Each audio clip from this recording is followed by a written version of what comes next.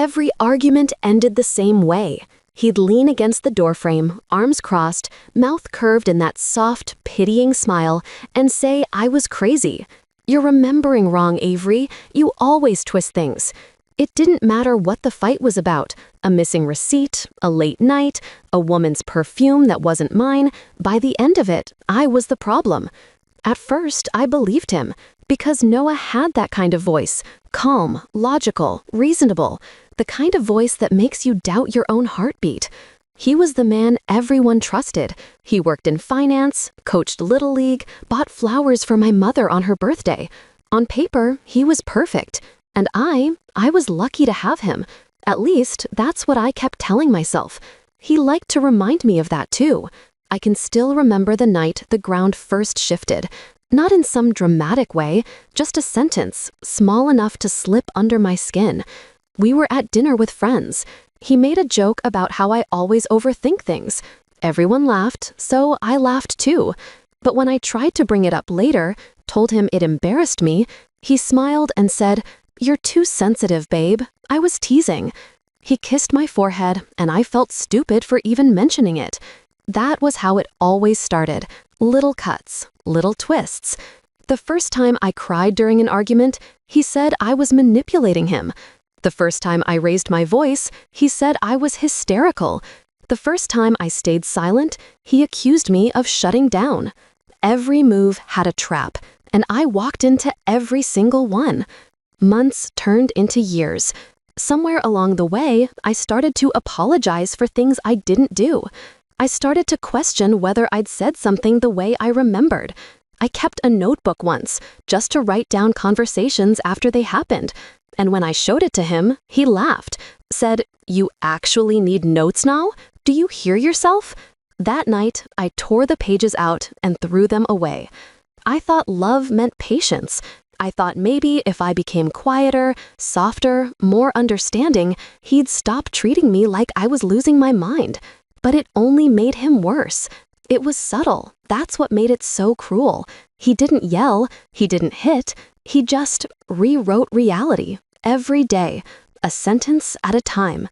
Then came the night that changed everything. It started like any other fight. I'd asked him why he came home so late.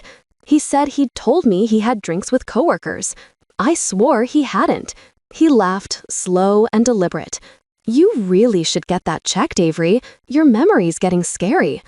Something inside me broke. Not loud, not visible, just a hairline fracture running through my chest. I remember staring at him, at the way he tilted his head, pitying me. And for the first time, I didn't argue back. I just said, "Maybe you're right." Then I smiled, like I believed it. When he went to shower, I set my phone on the nightstand, screen down, and hit record. I told myself it was only to remember the truth, to see if I was really losing it. But that night, when the argument spiraled again, when he told me I'd made up an entire conversation, when he mimicked me crying, when he said, "You're just like your mother, unstable," the phone caught every word, every chuckle, every manipulation. And when I played it back later, sitting in the dark, I couldn't breathe. I wasn't crazy. I was controlled. I listened to it 3 times. Then I sat there until morning, staring at the door, wondering how many years I'd wasted believing I was broken. The next day, I pretended nothing happened. I made breakfast, kissed him goodbye, watched him drive off to work. But something had shifted in me, a stillness, almost eerie, the kind you get when the storm's finally passed and you realize the silence isn't peace, it's preparation.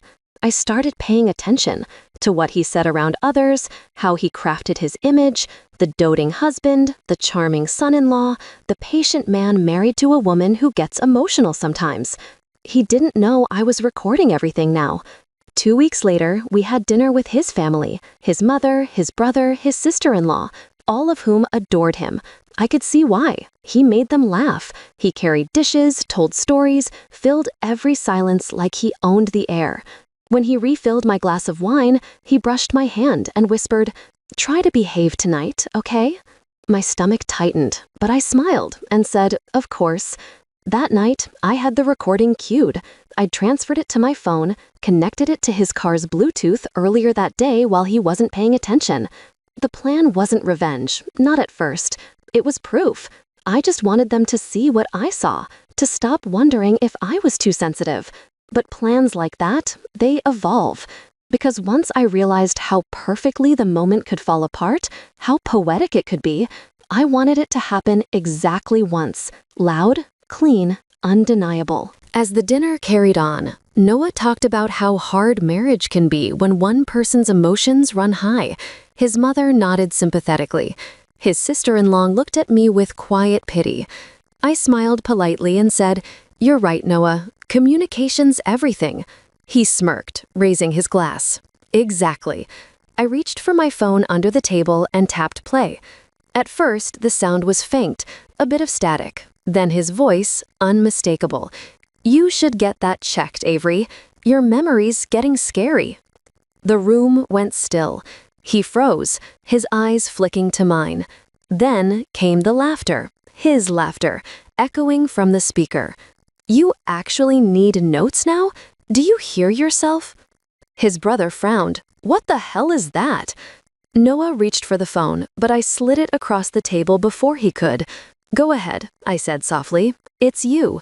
The room filled with his voice, calm, condescending, cruel, dismantling me piece by piece.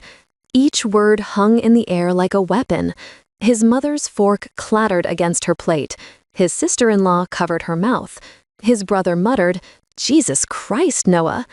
He lunged to turn it off, but the Bluetooth connected to his car outside.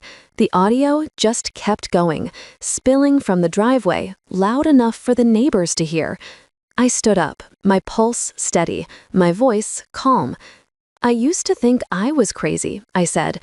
"Turns out I was just married to a man who needed me to believe that."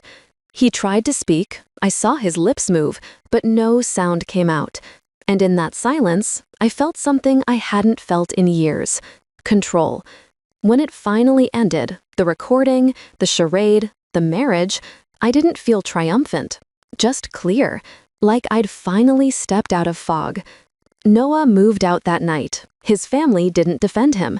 They didn't have to. The truth spoke louder than any accusation could.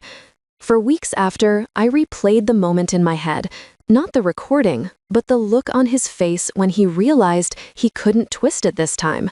That was the real victory, not humiliating him, but reclaiming my own memory. People think gaslighting is about lies. It's not.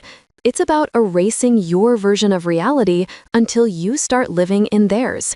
And I had lived in his for too long.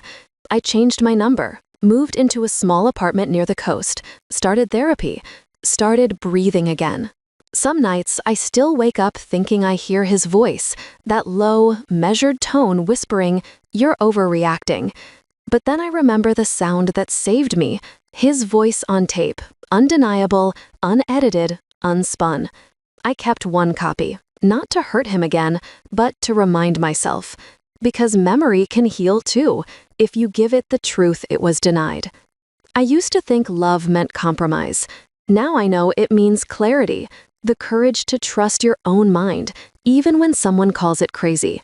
And that's something no recording can ever erase. You've just stepped into her revenge side, where every wound finds its justice, and every silence ends with truth. If her story struck a chord, make sure to like, share, and subscribe. Your support keeps these stories alive. Another secret waits in the next video. See how her revenge begins.